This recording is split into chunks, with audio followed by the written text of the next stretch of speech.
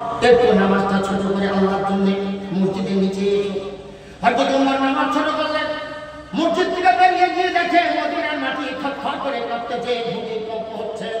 হযরত ওমর রাদিয়াল্লাহু তাআলা আনহু মদিনার মাটির দিকে লক্ষ্য করে কথা বলছে।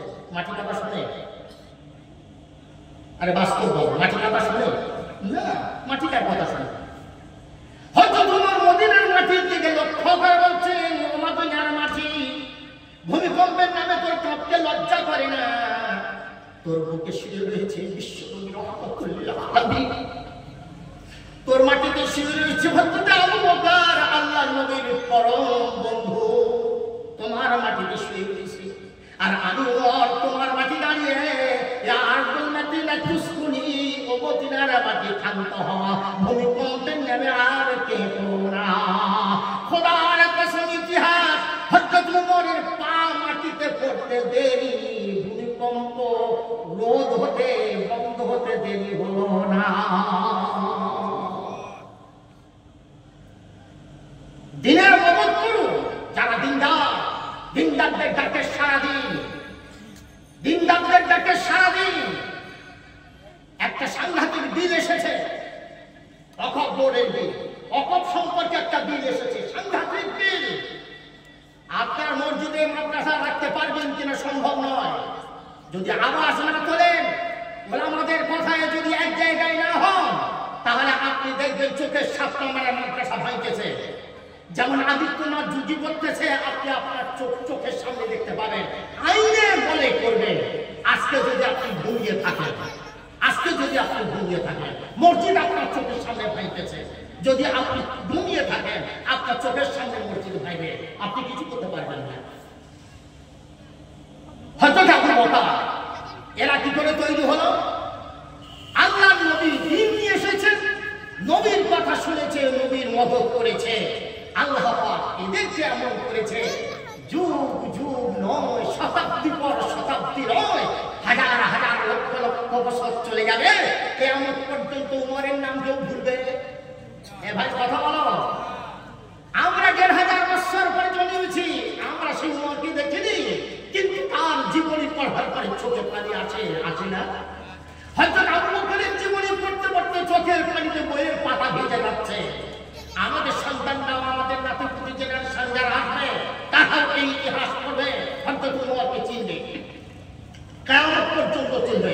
পৃথিবী যদি আর ৫ লাখ বছর যদি পৃথিবী থাকে, হযরত উমরকে ভুলবে না, উমরকে ভুলবে না, আবু বকরকে ভুলবে না, সাহাবাদের ভুলবে না, শহীদদের ভুলবে না, যারা তিন নিয়ে মাটিতে গেছে, কবরে গেছে, তাদেরকেও ভুলবে না। আজ আল্লাহ কি সেই সিলসিলা বন্ধ করে দিয়েছে? কথা বলুন। হযরত আবু বকর, ওমর আর সাহাবা পর্যন্ত সিলসিলা বন্ধ। এখন দিনের যারা মদত করবে, দিন নিয়ে যারা চলবে, আল্লাহ তাদের মদত করবে না? করবে না? করবে না? করবে না?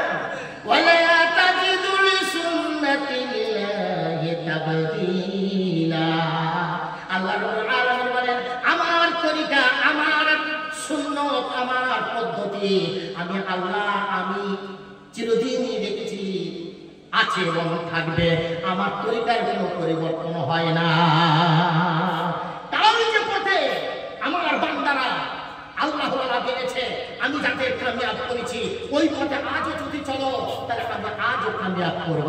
কিয়ামত পর্যন্ত যারা চলবে, আমি আল্লাহ তাদের কামিয়াব করব। জোরে বলেন সুবহানাল্লাহ। আল্লাহ রাব্বুল আলামিন হযরত আবু বকরের একটা কথা আবার বলতে ভুলে হয়ে গেল, একটু বলে যে খুব মজার কথা, খুব ভালো লাগবে। হযরত আবু বকর ইন্তেকাল করছেন। হযরত আবু বকরের ইন্তেকালের একটু আগে জিজ্ঞাসা করা হলো, পিতা, আব্বাজান, আপনাকে কোথায় দাফন করব? হযরত আবু বকর বললেন, আমার বড় শাহ, আমার নবী, আমার হাবিব, আমার বন্ধুর কাছে আমাকে সাহিত্য করবে। যেখানে আমার বন্ধু, আমার হাবিব শুয়ে আছে, আমার তার পাশে শোয়ার বড় ইচ্ছা।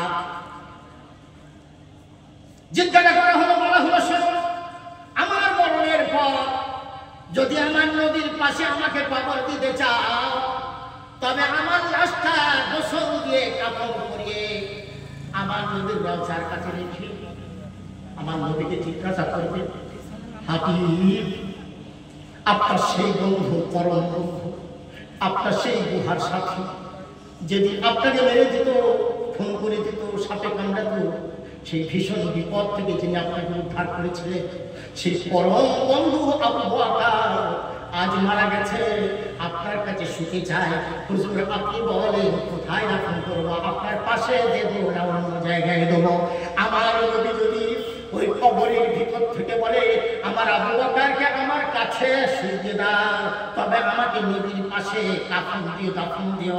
আর যদি নবী কোনো কথা না বলে, তবে আমাকে যেখানে ইচ্ছা সেখানে কবর দিও, তবে আমার নবীর অনুমতি ছাড়া আমার নবীর কাছে দিও না। কেউ কেউ মনে করলো নবীজি কথা বলবে, কাফন হয়ে গেল, জানাজা হয়ে গেল, হযরত আবু বকরের কাফনটা লাশটা নিয়ে যে নবীজির কবরের ধারে রেখে দিয়ে জিজ্ঞাসা করছেন, হাবিব আসসালামু আলাইকা ইয়া রাসূলুল্লাহ, হাবিব আপনার পরম বন্ধু আবু বকর ইন্তেকাল করেছে, আপনার কাছে শুতে চাই, যদি আপনি অনুমতি দাও।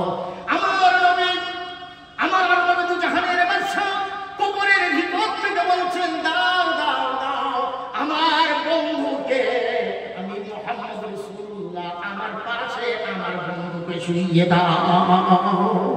সকল মানুষ শুনলো, চোখের পানি ঝরলো।